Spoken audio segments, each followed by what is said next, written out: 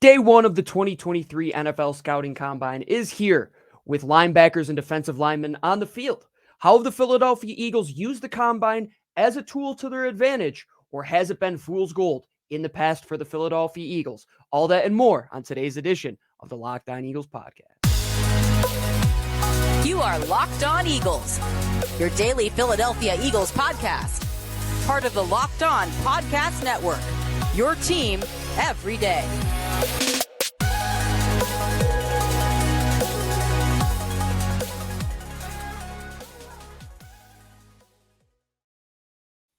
March Madness is here, and no, I'm not talking about the NCAA tournament. I am talking about the NFL Scouting Combine, the launch into what will be a month-and-a-half long process of pro days and data gathering to ultimately culminate at the 2023 NFL Draft.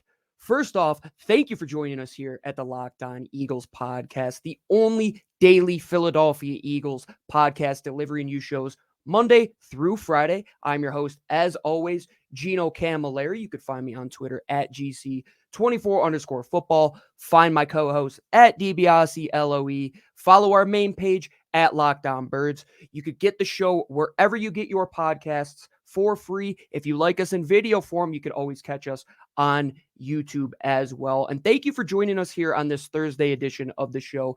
This edition of Locked On Eagles is brought to you by our friends over at FanDuel.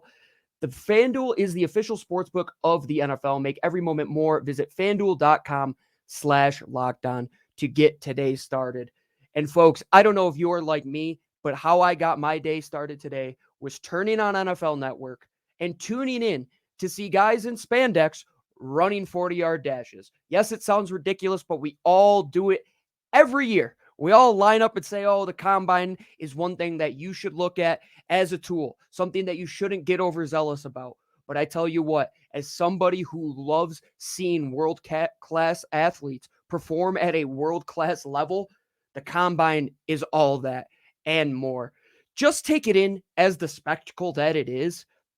It is truly remarkable that you can see defensive linemen who today a record was set for a defensive lineman running a 4.39. Yes, 4.39. That's from Nolan Smith out of Georgia. An edge rusher ran a 4.39 40-yard dash. And you're probably thinking, oh my goodness, give this guy the first overall pick right away. He runs a 4.39 out of a back-to-back national championship winning team on defense. Well, guess what, folks? The Combine isn't everything. And teams like the Philadelphia Eagles, they look at this as another opportunity. It isn't the end-all be-all. It isn't the final project. No, this is just another section in your notebook, another thing that's going to be a plus or minus on a player. If you look at the Combine for what it is, these guys are running tests that basically they only trained for over the past 3 months. Outside of a little time that they probably spend preparing during their junior day the year before where they get timed by NFS and Blesto scouts, the only time they're really training to run a 40-yard dash, 3 cones, 20-yard shuttles, vertical jumps, high jumps, it's this 3-month period that we are in right now. And what you're going to see is guys that perform today at a high level, and guys that tested well will probably not perform at their pro day. But guys that, if there are question marks coming out of this weekend, they're going to go back and run again at their pro day. Maybe get more favorable conditions, running at their home track. Maybe you get a little bit more time to get suited. But how it works is that they will take the best numbers. So the numbers you see at the Combine today, it might be all good, great, and grand for some of those guys that run freakish numbers like the Jordan Davises of the world, that don't have to go back and run another 40 after you run a 4.68 at 360 pounds. But there's guys that they leave some money on the table. They might want to go back and test again at their pro day. I was there last year with Trey McBride. I don't believe he ran at the Combine, but he ran at his pro day at Colorado State. I was around all of the scouts when he ran a 4.45 officially, and we all looked at each other, and I heard one scout say, well, there is your official second-round pick. And that's what it is. The Combine is just another thing that will help you find your match. It's almost like speed dating. You're going to have these conversations with these guys for a short amount of time, and you're adding on another speed date. The first speed date was probably at the Combine. The one before that was probably the only, or not the Combine, rather, at the Senior Bowl or the Shrine Bowl. The only other time you probably talked to him before that was on a school visit. So you were trying to culminate more and more information. And this is the only time outside of their pro day, which will come over the next month, that you're going to get verified times from NFL scouts that will ultimately be in the hands of the decision makers come April. And for some teams, they use it to their advantage, and others, they can use it as fool's gold. And we're going to get into that when we come back, talking about the Philadelphia Eagles. How have they used this to their advantage? It seems like they have a type when it comes to guys that test at the NFL Combine. But before we get into that, as I mentioned on the intro, this episode of Locked On Eagles is brought to you by FanDuel. We are at the midway season of the NBA. And guys, let me tell you what, I don't follow the NBA, but I follow great performances. I've had a Nikola Jokic future locked in for NBA MVP once again. And if you want to get in on the action, you could get a no sweat first bet up to $1,000. That's bonus bets if your first bet does not win. Take your phone or go to FanDuel.com and click their sports book app, and you could download their app to your phone. When you go there today, you could bet on anything. I'm telling you anything. I am betting on the Combine, and there's a bet that I'm going to give you for tomorrow that hopefully will hit. So don't miss your chance today to get your no sweat first bet at FanDuel.com/lockedon. That's up to $1,000 in bonus bets when you go to FanDuel.com/lockedon or you download the FanDuel app on your phone. Make every moment more with FanDuel. It is the official sports betting partner of the NBA.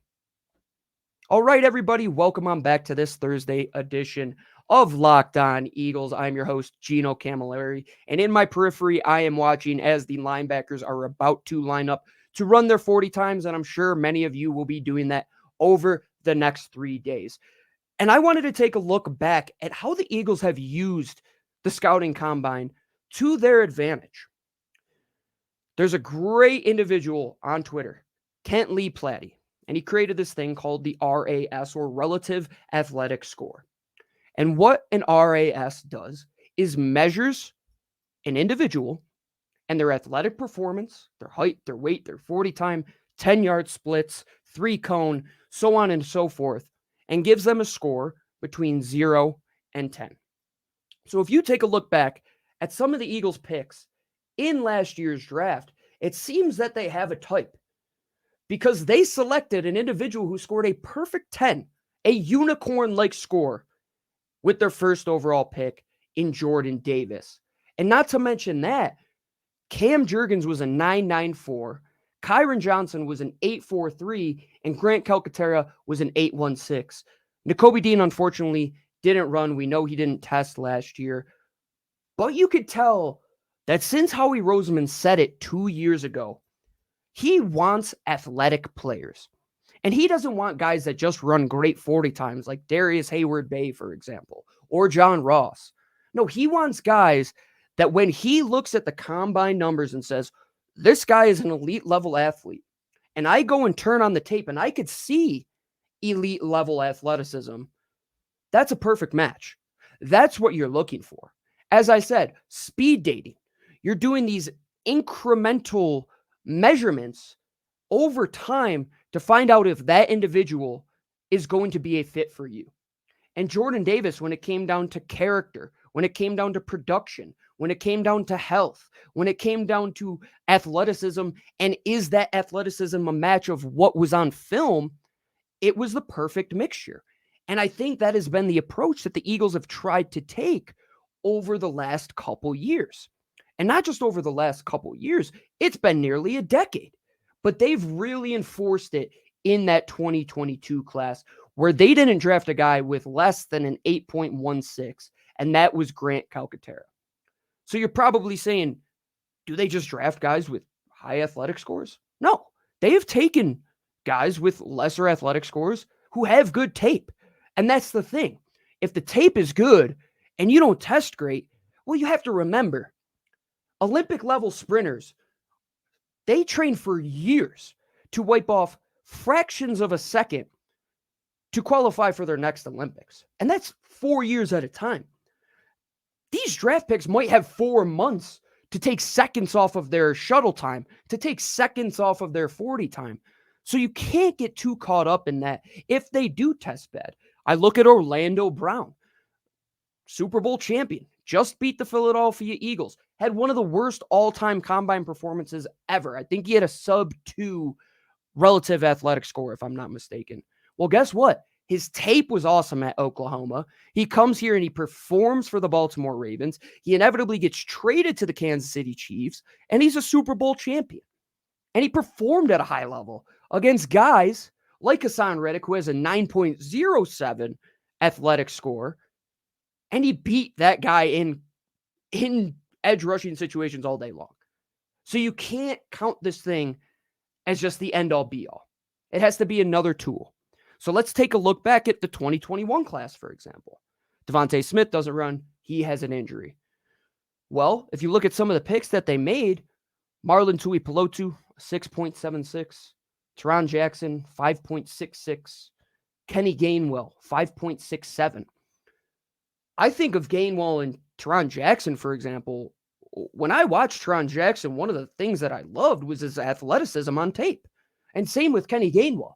You're not going to sit here and tell me that Kenny Gainwell is just a run-of-the-mill athlete. And Teron Jackson, what he can do in terms of body control, his spin move off of the edge. If you could put a number to that, that would probably help his relative athletic score. But these guys, they might have not just been great testers. And ultimately, they could still go and play good football because they have played good football in the past. So that's the differentiating factor. If you are going to be a team that goes all in on the combine, it will probably come back to bite you. If you are a team that uses analytics, combine numbers, Senior Bowl type events to be tools, to be outside factors that could help weigh into your evaluation, don't tell me that more information isn't going to allow your job to be done that much easier. And that's what Howie Roseman has done because he has a type, like I said. Let's just go down the list starting in 2011 with some of the great names. I left some of them off because I just wanted to hit on the draft picks. Jason Kelce in 2011, 9.5 RAS, and he's still playing for the Eagles at a highly athletic level. 2018, they crushed this draft class. Josh Sweat, a 9.7. Avonte Maddox, 8.87. Dallas Goedert, 9.5. Jordan Mailata was an 8.78. You go to 2019, Miles Sanders, 9.48. You look at 2021, Milton Williams. Yeah, Tom Donahoe might have not loved that selection, but man, is he an athletic specimen who his athleticism showed up at La Tech. He performed well at the combine, and now he's performing at a high level in the National Football League. Who would have ever expected that? That's what you have to take out of the combine. That these ancillary numbers, things that are going to be add-ons, can't be the end-all be-all because we know at the end of the day, tape doesn't lie. And here's just one thing that we sent out over at the Locked On Podcast Network. Please go subscribe to it. We send it out through draft season. It is a weekly email. And in this week's email, there was a great bit of information. Over the past 23 years, not one player who currently sits in the top 10 for fastest combine sprints times has received a second contract with the team they were drafted by outside of Chris Johnson. Let that sink in. You could run a 4.25 like John Ross did. And he ran a 4.22, for example. He bested Chris Johnson's time. And he didn't get a second contract. He's moseying around the league.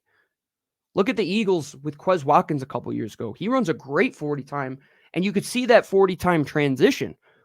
But if that's all you have, it's going to be tough sledding trying to make it through the NFL solely on long speed. You have to have athleticism. You have to have tape. You have to be a good person, which they'll find out in the interviews. And at the end of the day, folks, the tape doesn't lie.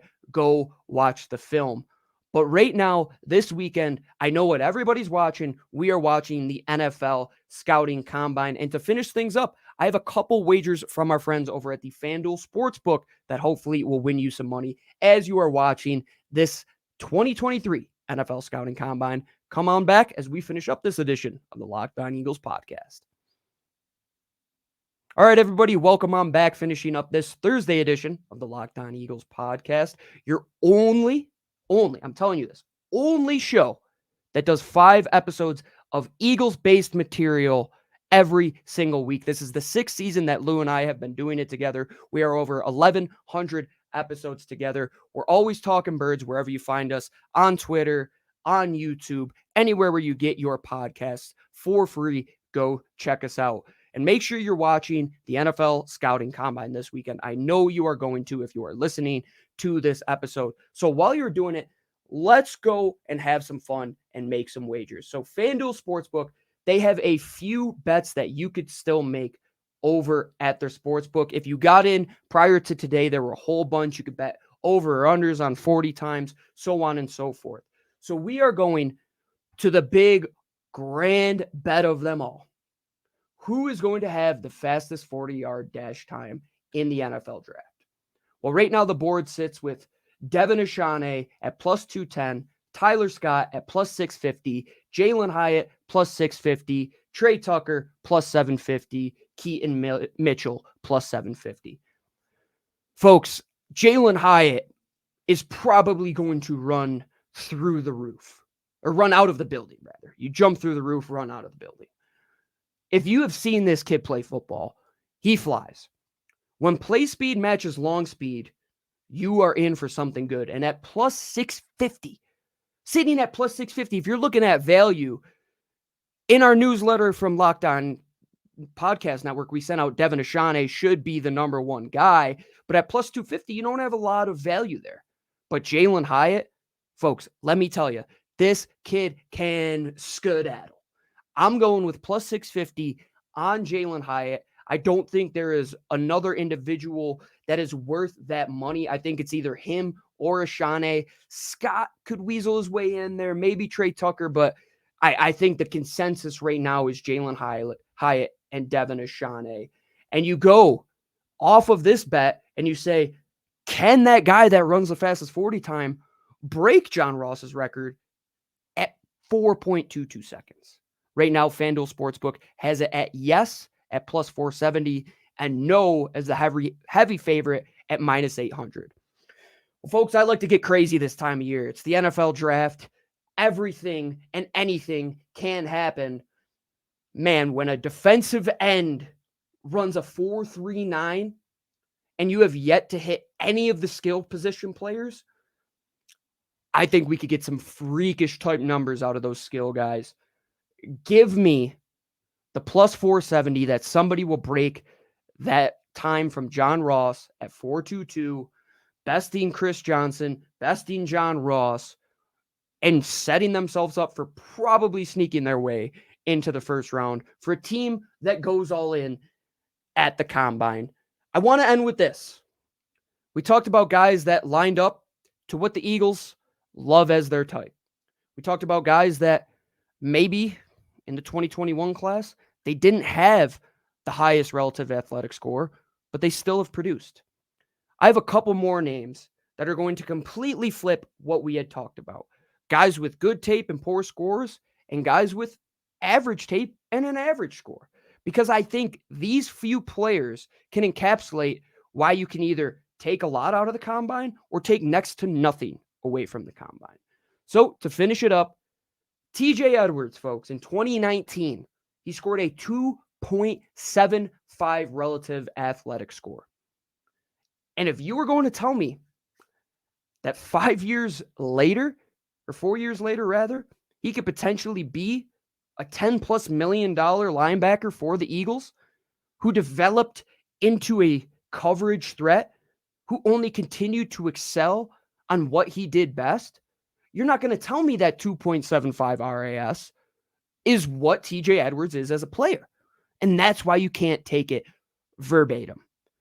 But one guy you can take it verbatim, I think the signs were all there, was Derek Barnett. In 2017, he scores a 5.19 relative athletic score.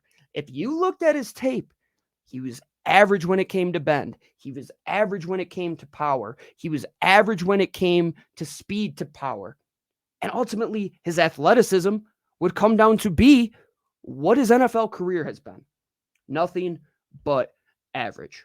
I would say 9 times out of 10, if it comes down to production or athleticism, try and find somebody who does both good and you'll make out well.